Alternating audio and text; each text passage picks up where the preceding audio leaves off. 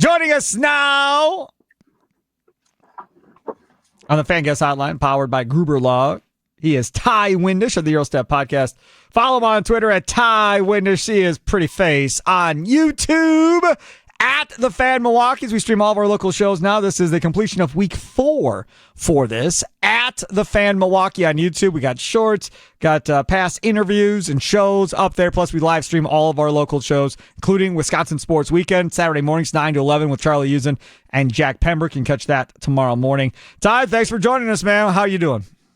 I'm doing great. Hold on, I gotta turn you up. All right, go ahead. When I get the call to join Steve Sparky Pfeiffer on a Friday, it's a great day. Bucks Summer League, last game in a few hours. Nothing could be better.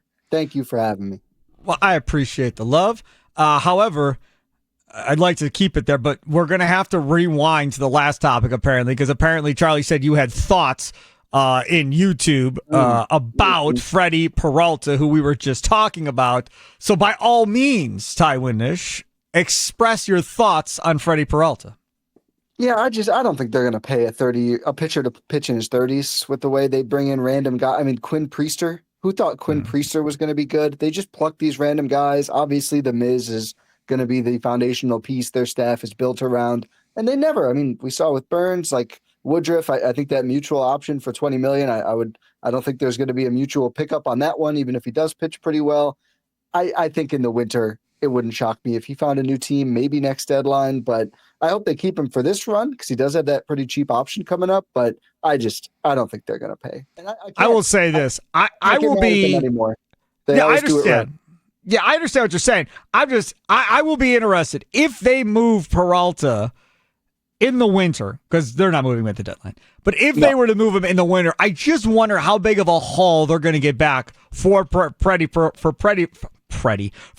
Peralta, and how much of it will be pitching, or will they be looking for bats more than they're looking for pitching when they go to move Peralta this winter?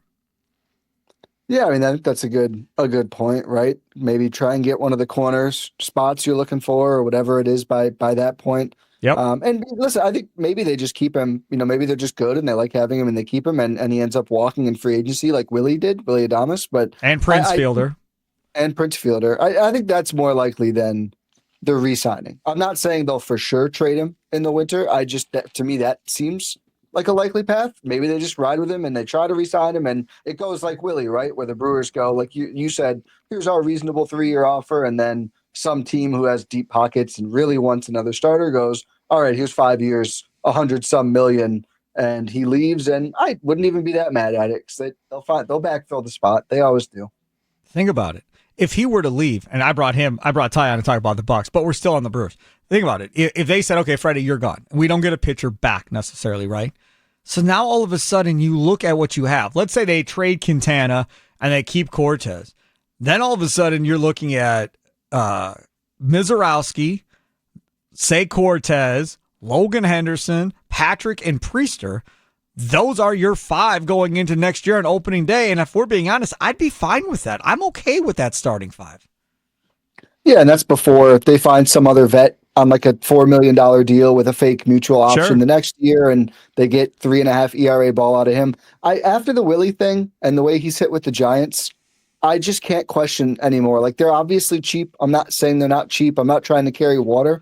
They just so happen to be right most of the time. They're cheap, and the players they don't want to pay end up not being quote unquote worth it for the new teams, whether it's Willie, whether it's Devin, whether it's Corbin, whether it's injuries or just play, and they just keep winning. So it is, I'm just going to tune into the games. I'm not going to analyze the front office anymore outside of just going, yeah, sure, this guy has a 19 ERA, but he's going to come here and have 2.5 ERA and leave and have a 19 ERA. Why not? Whatever. That works for me. Ty Windisch, blind loyalty to the Brewers front office. Ty Windisch, Eurostep Podcast. Follow him on Twitter at Ty Windisch. Are you in the same boat with John Horst and the Milwaukee Bucks, my friend? Pulling rabbits out of the hat left and right. Gets Holiday, gets Lillard, figures out a way to get Miles Turner. Stretch and cuts Lillard. Nobody saw that one coming either at the end of the day. Where are you with your loyalty to John Horst? Because he said in that piece with Eric Namo of The Athletic, hey, man, it's all about maximizing Giannis's prime. We talked about it yesterday. Like, I think he's done a great job trying to maximize Giannis's prime and trying to keep them in a position to compete for something of legitimacy year in and year out through Giannis's prime so far. Yeah, I think they're, of the 2020s or the last 10 years, whatever the metric is, they're one of the 3 or so winningest teams in the NBA. And as you look at around the league, it's just really hard to do that year in and year out, even when you do have the great start of having Giannis as the foundation. And my thing with Horst has always been, does he win every trade? Certainly not. Is he right every time? No. It's pretty rare, though, that at the time of the move being made, I sit here and go, oh, I think that's just plain stupid. Like, I think that's wrong. I think that's Correct. Dumb. I'm usually like, yeah, this is risky, but it's always been the same deal. And he said this at the Turner press conference. If like no one would say we're not aggressive. Like, he was asked, like, does the East being open change how you feel? He's like, no, we have Giannis. We think we have the best guy in the world. Like, we're going to go try and win. And as a fan, that's exactly the mentality you want, I think, your front office to have. I don't care about their cap outlook in 2028. Giannis is 30 right now. And I think maximizing another prime year or two of him versus carrying Dame's, basically just cap hit this year, and then maybe he can play next year and he's good, maybe not. Maybe you have to trade him. They're just not a team who does maybes. And I think about Philly, who put Embiid through that gap year and all that to sign Paul George, which has been a disaster. And we don't know if he's going to have another prime season. Obviously, Giannis has been much healthier than Joel Embiid, but I get the logic of just saying we're not going to do a gap year ever. And we'll take some hit later on the draft and the cap, but we're going to bring in talent. We're going to lean into a new style that I think really worked for them last year. It feels like they're very cognizant of, this younger, stretchier, more open floor point Giannis thing. Like this, we had good result with this against Indiana, against Minnesota, Detroit late in the year. So yeah, I like what they're doing. I'd relatively loyal. I think another trade to get a true small forward would make sense, but I think they can enter the season like this, and I think they're going to be a darn good team. Okay, so this is the thing. And I understand we're going to have you point forward Giannis, and he's just going to drive and kick till, his hands fall off. And hopefully if this team, shoots top 3 in percentage and top 10 in attempts like John Horst wants, they score enough to win and so forth. I challenge you, go find me another team where you have a star player and the second player isn't scoring at least 20 points a night. Like, to me, that is a big, big challenge for this Milwaukee Bucks team if they don't find another scorer. Because Miles Turner, okay, let's say he averages 17, somewhere in that area. And then what? What after that? You got a bunch of guys that can average 10, 12, maybe 13 or 14. Is that enough to win a championship in today's NBA? Because we have not seen that work since I don't know when. I don't know who even the last team would be. Well, the team that represented the East in the finals last year would be one of them. Tyrese came in just below 20 points per game. I think Siakam was above it. It was just over. Siakam was? Yeah, we looked at the Pacers yesterday, correct. Okay, so yeah, so they were pretty close, Turner's old team there. And then I would say the Thunder were right on the border too. Jalen Williams was 21.6 per game. What did I say? And 1 second. That, I think 15. It was, I want to say the Pacers had seven players at 10 points or more on that team last year. 7. And OKC was pretty close to that too. If you look at it, they had 7. I don't know if there's maybe no, these are all guys who really played. They had 7 also who scored average in double figures per game in scoring. I think that's going to be the Bucks model, is distributing it a little more. Obviously, they have a scorer on par with OKC's in Shea, who was the best offensive player in the league last year, best scorer at least, and better than anyone Indiana had. And then it's, can we get 10 each from Kevin Porter Jr., Gary Trent Jr., who I think is probably going to be in the teens. Maybe he will be your second leading scorer. Turner, Portis off the bench, maybe Kuzma, maybe Prince in that range. Green, you'd hope, is a double-digit scorer. Rollins, potentially. Cole Anthony, potentially. They suddenly do have a lot of players who, you're right, they don't have that guy where you're like, he's an easy 20. And part of me is like, maybe it's just Trent, and Trent has been an 18 per guy repeatedly with Toronto in the past. But I do think it's more likely they have 5 players between 12 and 16, and they just get the points that way, which I think is fine. I do think you're right in that outside of a true two-way 3, which is really what they need the most, that second go-to scorer is what I'd say most worried about. Probably my biggest concern offensively for the Bucks is that. But they have a lot of players who can get their own shot to a degree. and they're going to have Giannis out there in high leverage situations, which makes that easier. So I don't think they necessarily need that, but it would have been nice if Bradley Beal didn't say no to the Milwaukee for a worse situation for the second time in a row. He wants to be with the senior citizen club and with the Clippers. Yeah. The other thing about this is when Dame Lillard got acquired by the Bucks, everybody was like, "Oh, he's an orange cone. People just run around him each way, one way or the other. He's horrible defensively." Okay, fine. As you look now at this guard position, how much better are they defensively at the guard position by adding Cole Anthony with what they have?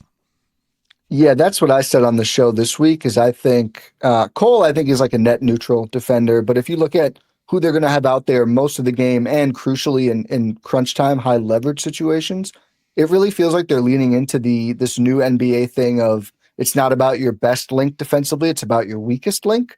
As now the game has changed so much that it's so perimeter focused, teams can hunt those switches and just pick on players. Like we saw the whole Eastern playoffs, every single round was somebody picking on a guard. And I think the Bucks have kind of moved out of that. I mean, certainly teams will still go after a Kevin Porter Jr. or a Gary Trent when they're out there. But I think those players just have a much higher ceiling defensively than Dame, who I thought most of the time fought, but there's just clear limitations with a guy doing that much offensively and just at his height and frame.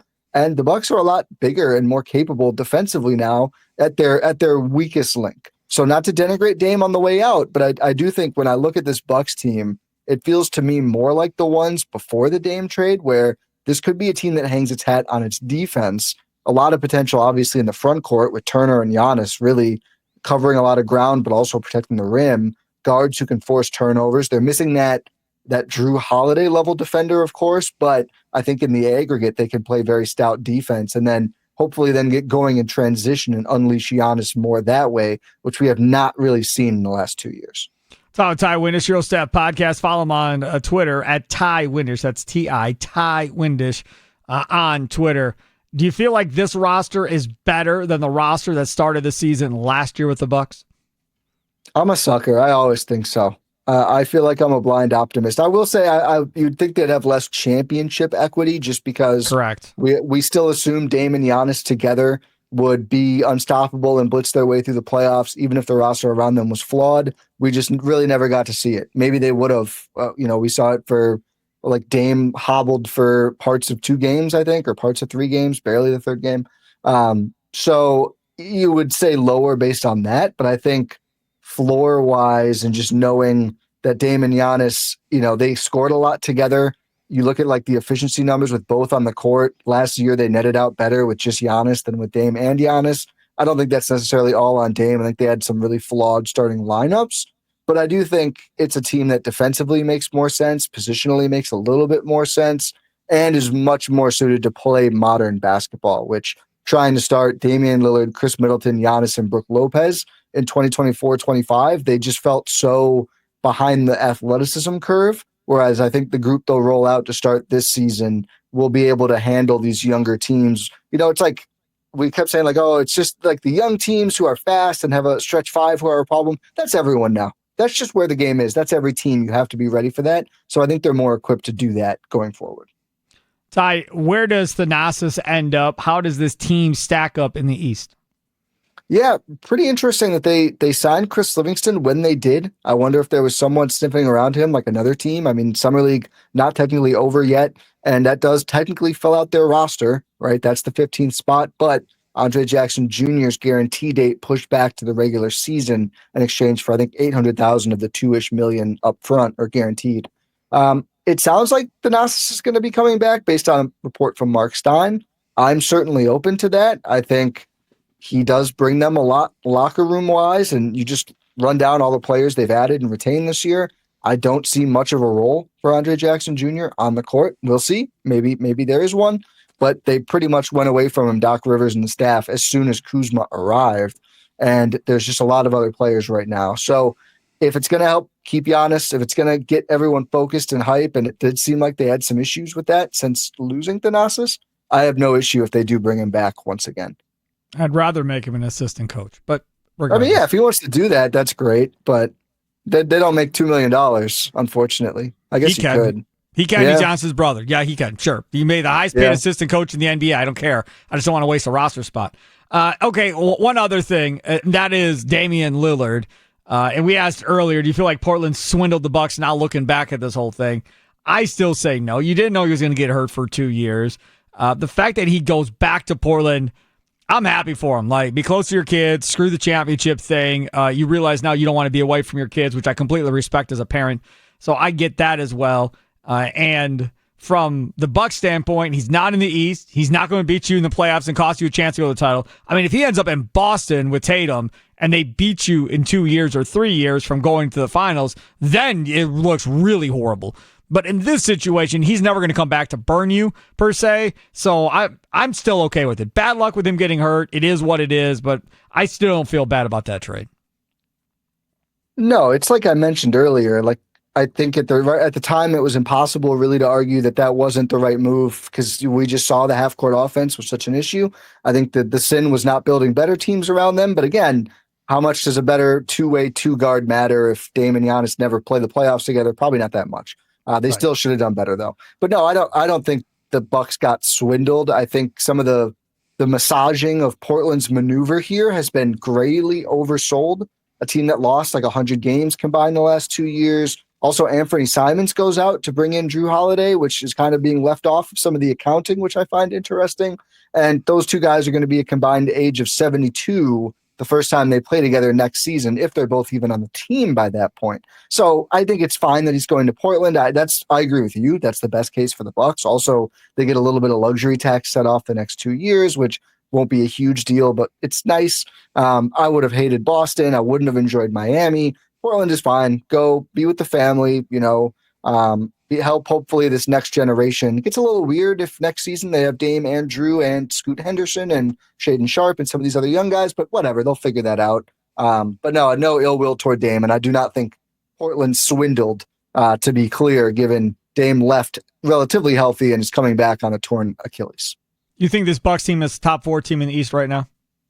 Yeah, that's been my position. I think they have home court in the first round, probably only the first round. I don't think they would be 1 or 2 by any means, maybe not even 3. I think they'll be in the pack there with, Orlando and Atlanta battling those 2 teams for that last home court spot. It's Ty Windisch, Euro Step Podcast. Follow him on Twitter at Ty Windisch. What can people find over at your podcast network? Really fun episode this week. I did a solo pod earlier, but then I had Camille Davis from Locked On Bucks Pack a Day. She's great. We did a long pod just yesterday going over really the whole roster, some of our big questions, big talking points, building around Point Giannis. So that's the big one this week. Then Rohan and I will be back next week with whatever's going on at that point. Always something new, it seems like, in Bucks land. Where's that fool at walking around on grass taking videos of himself? Where was he at? See, at Petco? Petco Park. Petco. Yeah, that's where he was. He's on a side quest right now. It's why, and it's funny because he loves Cole Anthony, and he hasn't been able to. He's like bursting at the seams, I think, to pod about Cole Anthony. Well, but we'll do that next week. I know everyone's looking for that. I don't love Cole Anthony. When that thing got announced, I went, yuck. That was the quote tweet that I had over Shams Charania. And my main point was, and it doesn't look like it's going to happen, my main point was, there's a reason why that dude didn't start outside of 1 year in Orlando. Because that is not a starting point guard. He is a guard. He is not somebody that's going to make a bunch of people better around him or anything of the sort. He wants to score the basketball. That's what he wants to do. So, being a guy that where Giannis is running offense and he can throw up 14 points a night, I think that fits Cole Anthony just fine. And then if you want to press up on the guy coming up the court and use Cole Anthony in that way and expend some of his energy, that works fine for me too. But playing him as a traditional starting point guard, I am out on that, Ty Windisch. I don't think he's going to be the starter. I think he is brought in expressly to be that bench gunner. And I'm actually thinking now, like, could he and Portis be a version of what the Clippers had with Lou Williams and Montrezl Harrell a few years back and just let those guys carry the offense? Because that's the big question, right? Like when Giannis sits, who scores the ball? I think he's another answer. I don't think he's going to. I think it's going to be I think it's almost certainly Kevin Porter Jr., maybe Ryan Rollins. I think Cole Anthony is brought in for a different role and really well qualified at that salary for that role, given how much he played for Orlando the last several years. There he is, Ty Windisch, Show Step Podcast. Follow him on Twitter at Ty Windisch. Thank you so much, my friend. Enjoy your weekend. Yep, thank you. Will